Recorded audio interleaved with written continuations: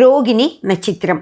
இந்த பராபவ வருடம் ரோகிணி நட்சத்திரக்காரர்களுக்கு எப்படி இருக்குன்னு பார்த்துடலாமா? ரோகிணி நட்சத்திரக்காரர்கள் கொஞ்சம் பாவப்பட்டவங்க தான். அவங்களுக்கு அதிர்ஷ்டமும் இந்த வருஷம் அவ்வளவா இல்லை, ரொம்ப ரொம்ப கம்மியாக தான் இருக்கு. கவலைப்படாதீங்க, அடுத்த வருஷமெல்லாம் சூப்பராக இருக்கும். அவங்க எவ்வளோதான் சுய முயற்சி பண்ணுறாங்கன்னு வச்சுக்கோங்க, அவங்க எவ்வளோ முடியுமோ அவ்வளோ முயற்சி பண்ணுவாங்க, பண்ணாமல் இருக்க மாட்டாங்க. பட் கொஞ்சம் அஷ்டமஸ்தானங்கள்லாம் வேலை செய்கிறதுனால 4 கிரகங்களோட பயிற்சியும் வச்சு தான் இந்த பலனை நம்ம எடுக்கிறோம். அதில் சில கிரகங்கள் அவங்களுக்கு சுத்தமாக ஒத்துழைக்காததுனால அவங்களோட முயற்சிகள் எல்லாம் வீணாக தான் ஆகுமோ தவிர அவங்களுக்கு அதிர்ஷ்டத்தை கொண்டு தராது ஃப்ரெண்ட்ஸ்.